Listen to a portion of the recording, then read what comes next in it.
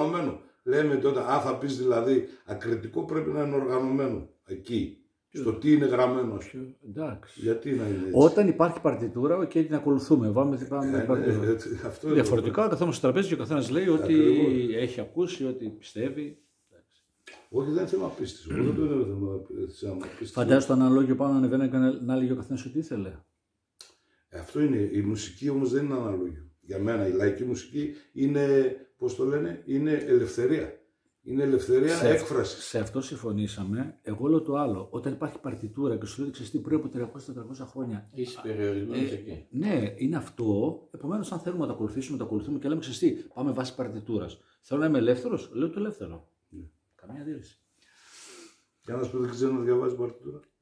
Θα πει αυτό που άκουσε. Ναι. Το βίωμά του θα πει. Διπάθη ή τι κάνα ομάλο βάλαμε. Ξέρεις ποιο βάλε, το κανάρι για να μάνε. Παραδοσιακότατο σκοπός δεν παίζεται κιόλας. Κανάρι. Χαμένος σκοπός. Παραδοσιακότατο σκοπός. Πάμε. Και ωραίο μάλλο. Από πού το έχουμε αυτό το μάλλο? Έχουμε κάποια πληροφορία. Κάτι συγκεκριμένο, εγώ το τραγουδούσαμε. Το τραγουδούσαμε εμείς. Ο κούντες μας. Μα είναι πασίγνωστος ο σκοπός, δεν το συζητάω. Τώρα αν είναι Κασλίδικον και Μισχαναλίδικον, τι είναι, εμείς το τραγουδούσαμε. Πάμε λοιπόν να το γράψουμε. Πάμε να το γράψουμε. Ναι.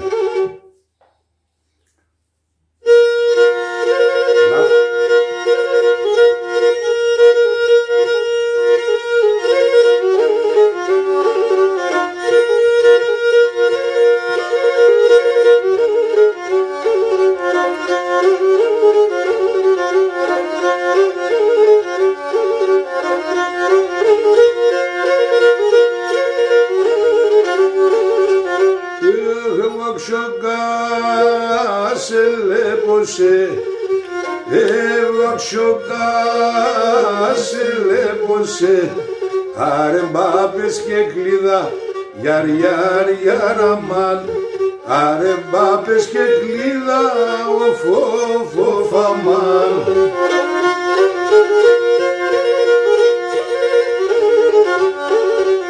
Όχι αν ρωτάς εν η μάνας, κι αν ρωτάς εν η μάνας, πέαντεν καναγκίδα, γιαρ γιαρ γιαραμάν.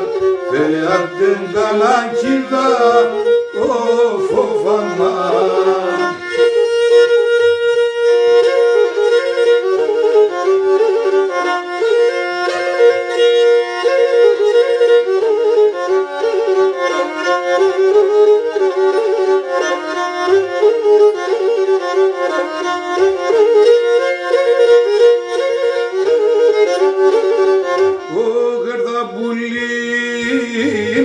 Μαχαλάς, έρθα πουλήν συμμαχαλάς, έρθας η γειτονίας, γιαρ γιαρ γιαραμάν, έρθας η γειτονίας, κανάρ γιαραμάν.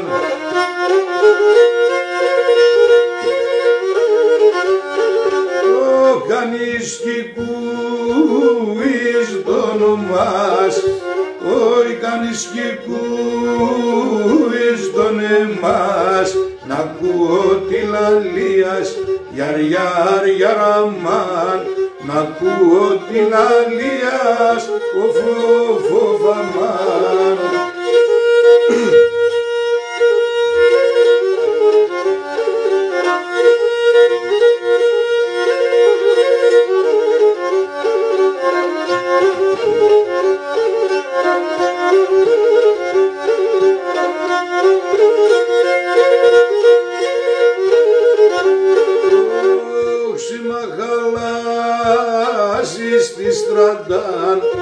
Συμμαχαλάσεις τη στρατάν, ουλοπομπανταστέκο, γιαρ γιαρ γιαραμάν, ουλοπομπανταστέκο, κανάρ γιαραμάν.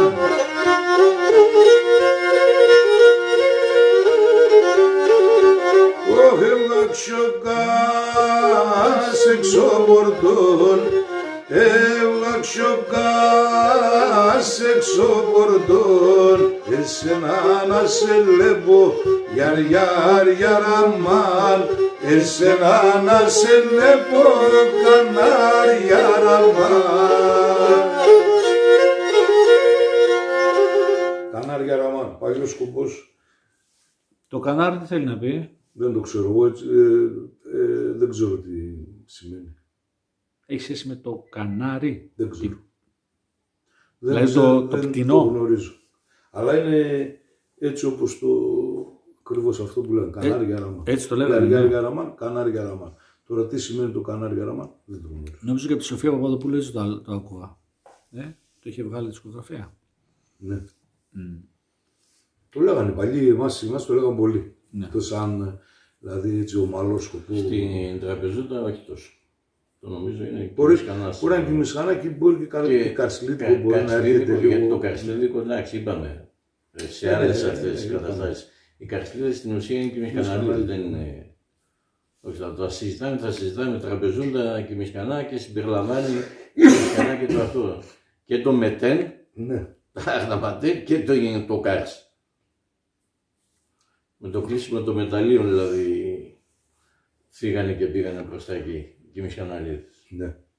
Μετά βαφτίστανε αυτόν, καρσλίδες και αναρτελίδες και τα λοιπά. Κοίταξε και ας πούμε, εμένα ο προπάπος ας πούμε, που άκουγα ιστορίες και τέτοια πηγαίνανε 5-6 χρόνια στην Ρωσία και γυρνούσαν και ξανά 5, δηλαδή για δεκαετίες, πολλά χρόνια. Απλώς δεν μείναν οι δικοί μας στη Ρωσία για να πάρουν και τις οικογένειές τους εκεί.